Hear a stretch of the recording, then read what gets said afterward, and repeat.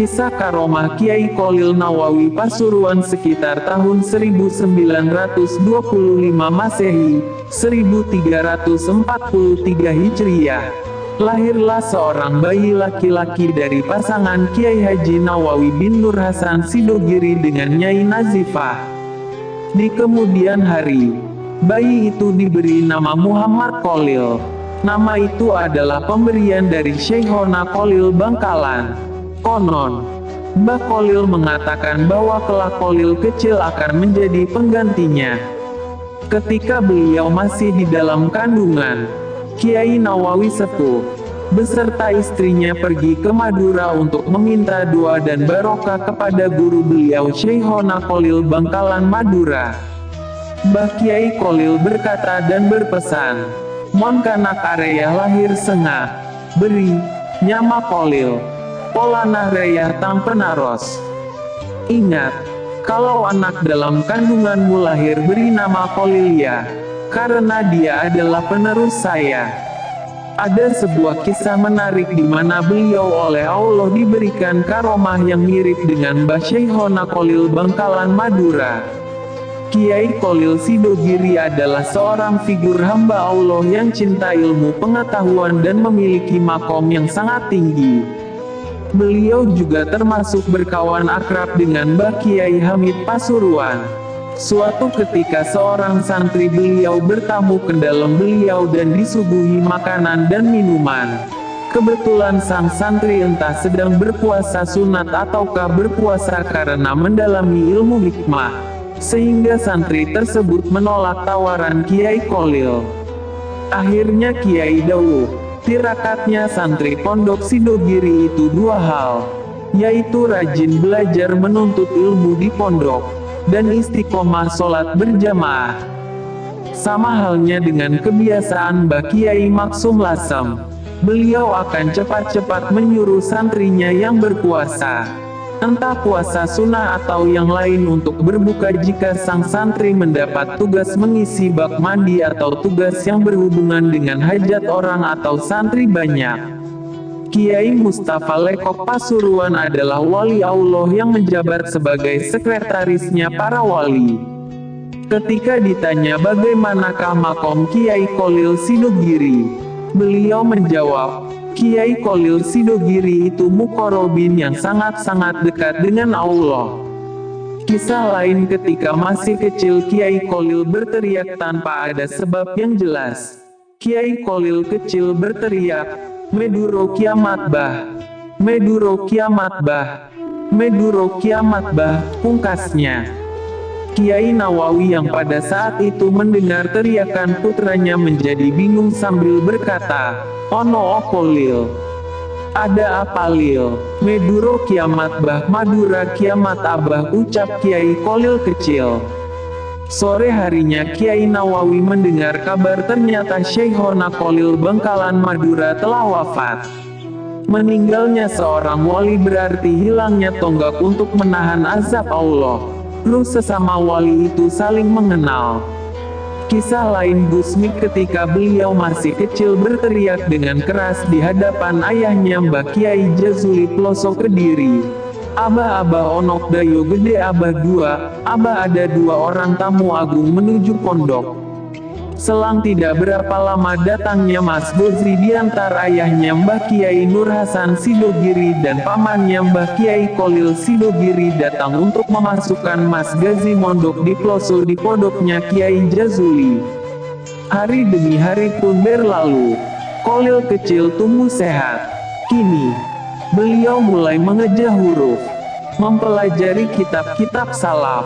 Beliau berpindah dari satu pondok ke pondok yang lain, mulai belajar di Sidogiri, sampai mengembara ke Makkah Al-Mukarromah.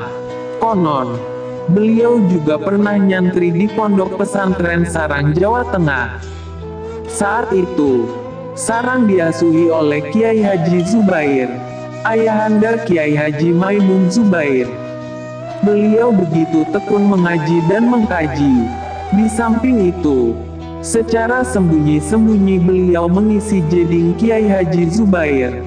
Tiap pagi, jeding sudah terisi penuh. Hati Kiai Haji Zubair bertanya-tanya, siapa kira-kira yang mengisi Jading? Tak lama kemudian, Kiai Haji Zubair pun tahu bahwa yang mengisi Jading adalah Kiai Kholil bin Nawawi dari Sidogiri. Lalu, Kiai Haji Zubair berkata kepada Kiai Kholil, "Mas, kamu pulang saja. Kasihan yang lain." Semangat Kiai Kholil bin Nawawi memang tidak diragukan lagi. Kitab seakan sudah menjadi teman sejati. Tak ada hari tanpa untayan ilmu. Bahkan, Nyai Murti, istri kedua Kiai Kholil juga menuturkan, setiap kiai datang menggilir, beliau tidak pernah lepas dari kitab.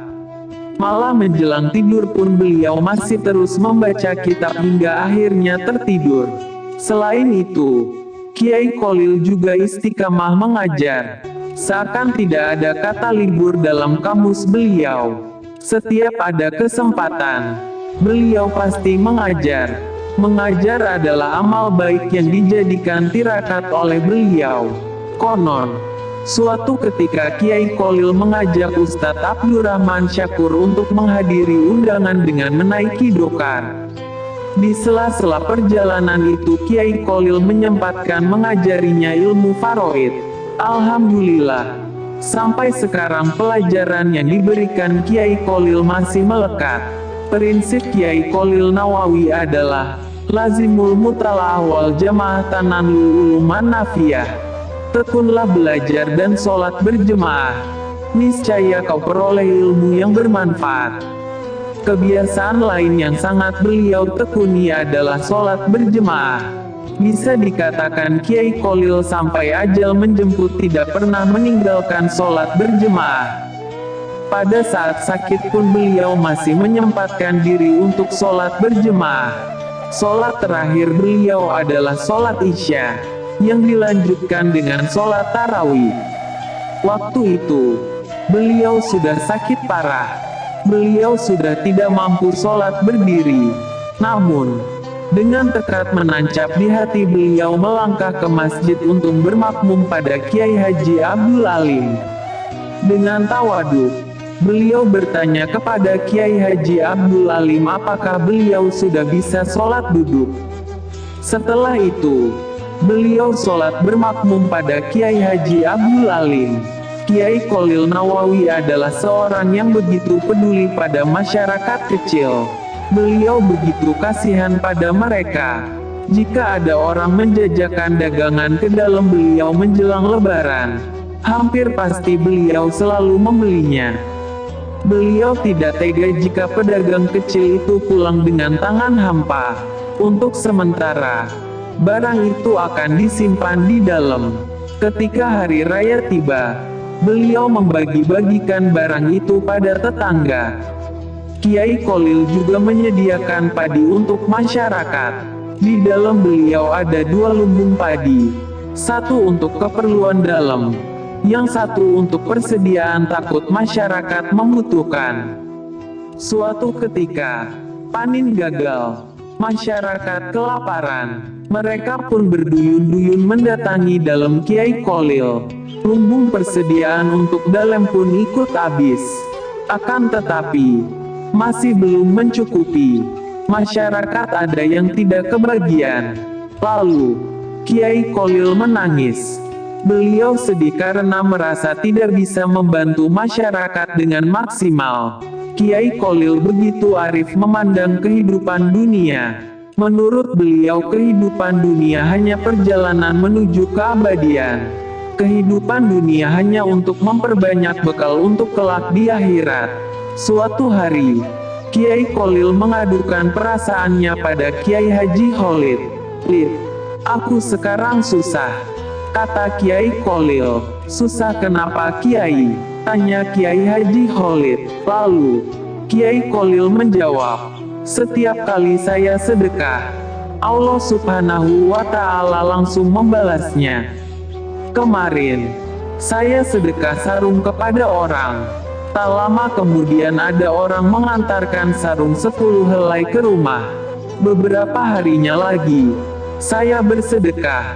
Tak lama kemudian ada orang mengantarkan sesuatu yang sama dengan apa yang saya sedekahkan dengan jumlah lebih besar. Saya takut balasan Allah itu diberikan kepada saya di dunia saja, sementara di akhirat nanti saya tidak mendapatkan apa-apa. Dauh Kiai Kholil sambil meneteskan air mata. Bahkan saat makan, ketika terasa nikmat, Kiai Kholil berhenti. Alasannya, saya khawatir nikmat saya habis di dunia, kata Kiai Kholil. Tak heran jika Kiai Kholil sering berdoa, "Ya Allah, hidupkan aku dalam keadaan miskin, dan ambil nyawaku dalam keadaan miskin, serta kumpulkanlah aku bersama orang-orang miskin." Kiai Kholil adalah kiai besar yang tidak mau dibesar-besarkan. Sifat tawaduk mengakar kuat dalam hati beliau. Suatu saat, beliau diundang ke suatu acara perkawinan. Ketepatan yang mengundang tidak begitu kenal kepada Kiai Kholil. Saat Kiai Kholil datang, tuan rumah tidak menyambut beliau seperti menyambut kiai besar. Pakaian sederhana kiai membuat tuan rumah tidak mengira bahwa beliau pengasuh Sidogiri. Dengan tenang Kiai Kholil langsung duduk dengan para undangan yang lain. Selang beberapa lama, tuan rumah tahu bahwa yang duduk dengan masyarakat biasa adalah Kiai Kholil. Tuan rumah langsung bangkit dan mempersilahkan Kiai Kholil agar masuk ke tempat yang telah disediakan untuk para kiai. Kiai Kholil menjawab, "Sudah di sini saja, sama saja kok. Saat saya mondok dulu, guru saya sering menyampaikan dauhnya Kiai Kholil, yaitu kalau kita mengajar, maka sebelum mengajar, kita dianjurkan untuk mutolaah, belajar terlebih dahulu agar ilmu yang diberikan membekas dan manfaat." Ramadan sudah ada di penghujung akhir. Kiai Kholil tetap memaksa sholat tarawih berjemaah di masjid meski beliau sakit. Di tengah sholat tarawih, beliau pergi ke Jading mengambil wudhu. Ketika mau keluar, Kiai Kholil terjatuh tanpa seorang pun yang tahu. Untunglah, tak selang beberapa lama, hadamnya datang menolong.